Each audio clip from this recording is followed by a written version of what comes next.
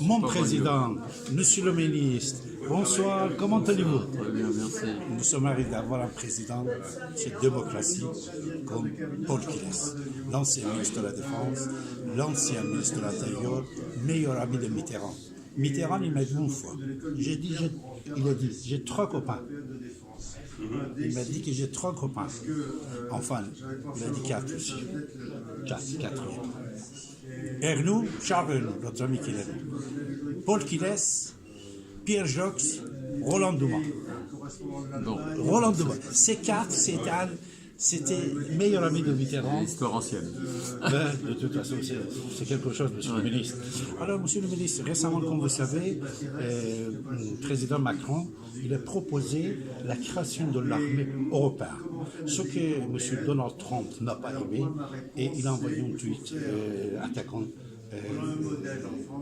Macron, et même il a dit les manifestants en France, les Gilets jaunes, ils réclament un président comme Trump, ce qui n'était pas vrai. De toute façon, Jean-Yves Le Drian, il a contesté ça officiellement, même Macron, il a envoyé un message, que peut-être vous n'êtes pas au courant. Voilà. Mais vraiment, c'est tellement grave quand Charles de Gaulle, il va sortir de traité OTAN, et quand il demande que l'or français soit repatrié, il va avoir le problème de mai 68, parce que c'est dans le document américain qui vient de sortir, le document secret. Et maintenant, actuellement, lui, il parle de l'armée européenne, et les Américains n'aiment pas. Vous, comme l'ancien ministre de la Défense, un homme d'État français, que pensez-vous, monsieur le ministre? Alors, moi, j'ai été ministre de la Défense, c'était en 85-86, mais j'ai été aussi président de la commission de la défense à l'Assemblée nationale entre 1997 et 2002. Et c'est à ce moment-là qu'on a commencé, on l'a rappelé tout à l'heure, on a commencé à parler de défense européenne, sérieusement. Et à ce moment-là, j'ai dit, ce que j'ai répété ce soir, que quand on parle de défense, que ce soit un pays ou un ensemble de pays, c'est plus compliqué, mais il faut définir quelles sont les menaces. Parce que s'il n'y a pas de menaces, on ne se défend pas. Donc on définit les menaces. Et là, s'agissant de l'Europe, on n'a jamais fait ce qui conviendrait de faire si on veut parler de défense européenne, c'est déjà une liste des menaces, se mettre d'accord.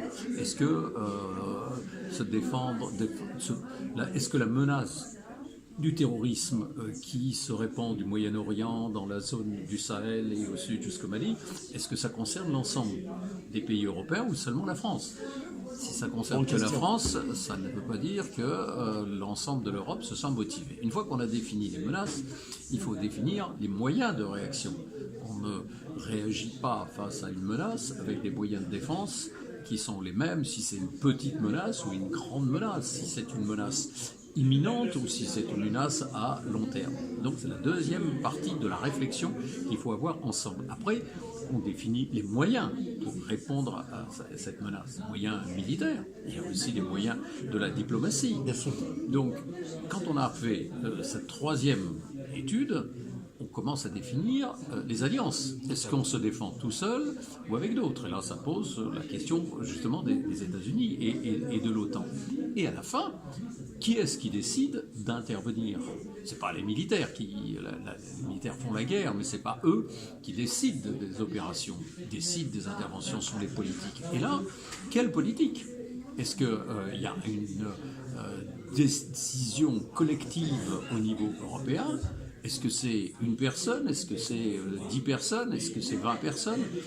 Comment décide-t-il et comment donne-t-il des ordres aux militaires pour intervenir face à cette menace? Donc tout ce qu'on raconte sur la défense européenne, la sécurité européenne, non, c'est pas une fake news, mais c'est une façon très... Ils ne sont pas des spécialistes, ils ne connaissent pas bien le dossier. Non, je pense que c'est ce que j'appelle, moi, de façon un peu vulgaire, l'enfumage, c'est-à-dire on raconte des histoires et les gens croient que parce qu'on en a parlé, ça existe. Ça n'existera que quand on aura répondu à toutes ces questions et de façon très claire. Et tout le reste, on se fait plaisir, une armée européenne, des efforts franco-allemands, tout ça est utile, effectivement, mais ça débouche un peu trop souvent, je l'ai remarqué, avec Trump c'est encore plus clair, ça débouche sur des débats mercantile, à savoir est-ce que c'est un avion américain, un avion européen, combien on met d'argent.